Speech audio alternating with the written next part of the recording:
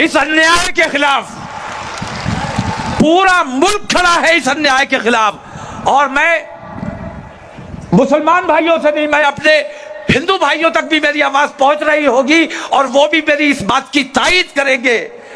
महाभारत तो हर हिंदू ने पढ़ी है और हर हिंदू को याद होगा कि उस वक्त का जो राजा था वो बेईमान था, वो अंधा था। लेकिन कलयुग का आज का राजा अंधा नहीं है,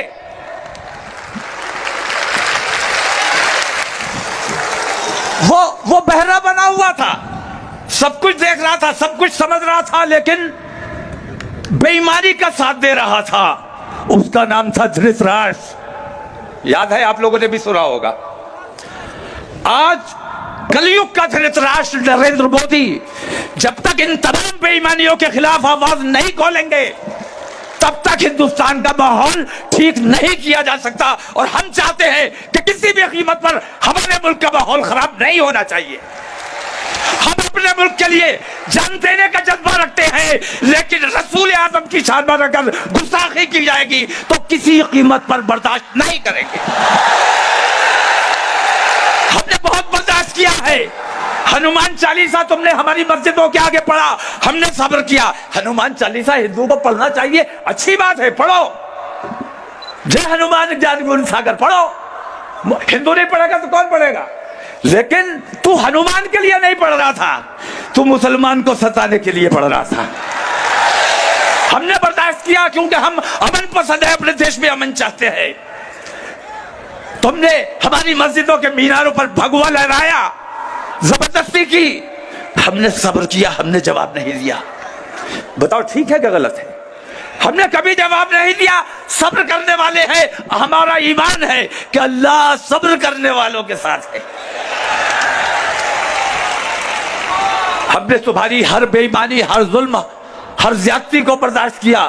तुमने खुद बम मारे, मुसलमानों पर इल्जाम लगाया। मैं ये पूछता हूं कि वो जो बम पूरे हिंदुस्तान में 2014 से पहले फूटा करता था, वो बम आज कहां गायब हो गया?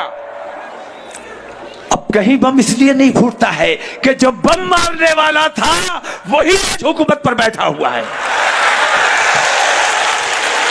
तो तुम्हारे अपने बखिए उधड़वाने से बेहतर यह है कि नरेंद्र मोदी जी, आप हमारे देश के प्रधानमंत्री हैं। हमारे देश को पूरी दुनिया में जलील करने का काम मत करो, गैरों की बात मत सुनो। तुमने पूरी दुनिया के मुसलमानों की दिलाजारी करने का काम किया है, हमारी मस्जिदों पर हमारे ऊपर जुल्म किया।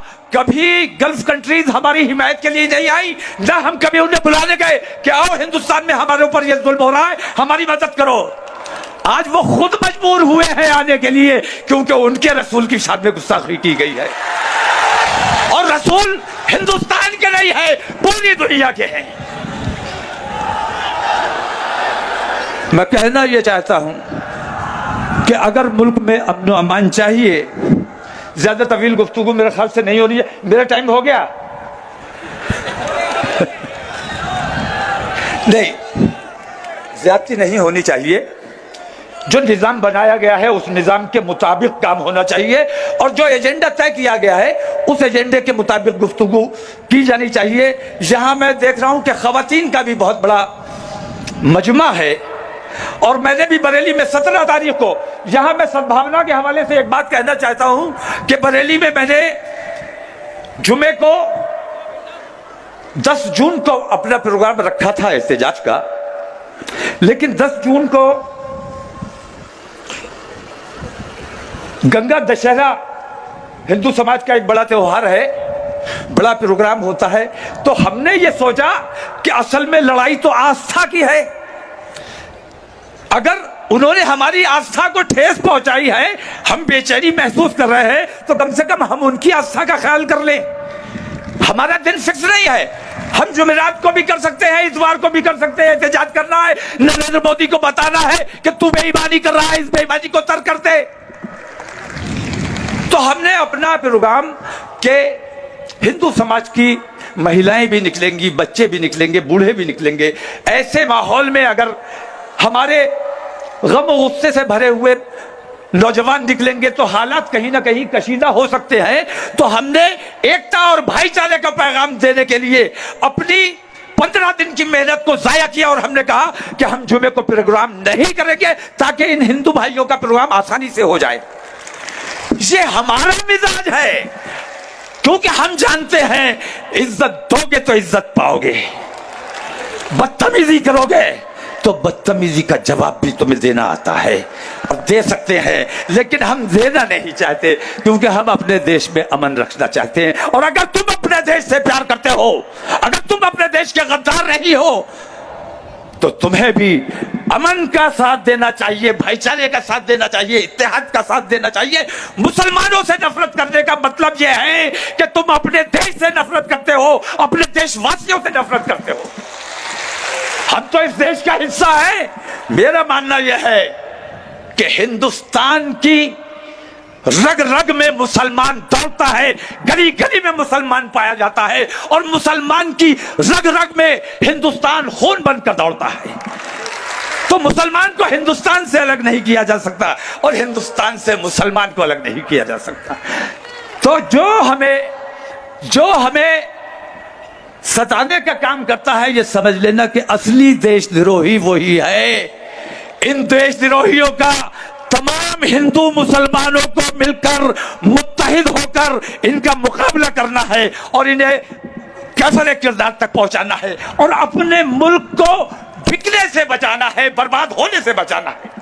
हम अपने देश से प्यार करते हैं। भारतीय जनता पार्टी वालों से हमें उतनी नफरत नहीं है जितना हमें अपने देश से प्यार है। हम भारतीय जनता पार्टी वालों के खिलाफ इसलिए नहीं है कि वो मुसलमानों से दुश्मनी करते हैं, बल्कि हम भारतीय जनता पार्टी के खिलाफ इसलिए है कि वो हमारे देश को नुकसान पहुंचाने का काम कर रहे हैं।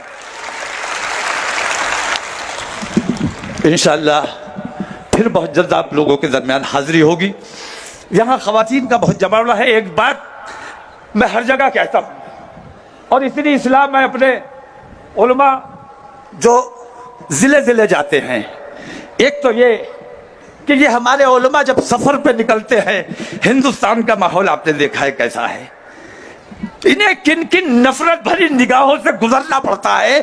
तबलीग दीन के लिए जाते हैं और नफरतों से गुजरना पड़ता है, इसलिए नहीं कि ये दाढ़ी वाले टोपी वाले हैं, बल्कि इसलिए कि आमतौर से मुसलमान अपनी शनाख्त छुपा के घूम रहा है।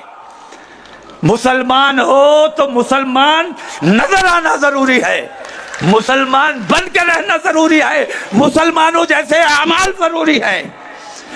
स्पेशल अटेंशन भी चाहिए कि हमें मुसलमानों जैसी इज्जत हो। और अमाल तुम्हारे ये है कि जो बेईमानों के अमाल है वो तुम्हारे अमाल हैं। खवातीन हजरात से मैं दरख्वास्त करना चाहूंगा कि मोबाइल बेशक हमारी जरूरत बन गई है, आज वक्त की जरूरत है, मोबाइल के बगैर काम नहीं चलता है, लेकिन अपने टीनेजर्स बच्चों को, कमसिन बच्चों को मोबाइल देना अगर जरूरी है, लैपटॉप देना अगर जरूरी है, तो इतना जरूर करो कि उसमें उन बच्चों को पासवर्ड मत डाल दे दो। कम से कम हफ्ते में 1-2 बार उनके मोबाइल को, उनके लैपटॉप को चेक जरूर करो, क्योंकि हमने देखा है बहुत से हमारे पास ऐसे वाकयात और ऐसे मुकदमात आते हैं जिसमें हम ये देखते हैं कि माँ बाप ने अगर अपनी बच्चियों को मोबाइल न दिया होता तो शायद ये दिन देखना नसीब ना होता। मोबाइल कान के जरिए अजान हो रही है। चलिए, अस्सलाम वालेकुम, खुदा हाफिज़।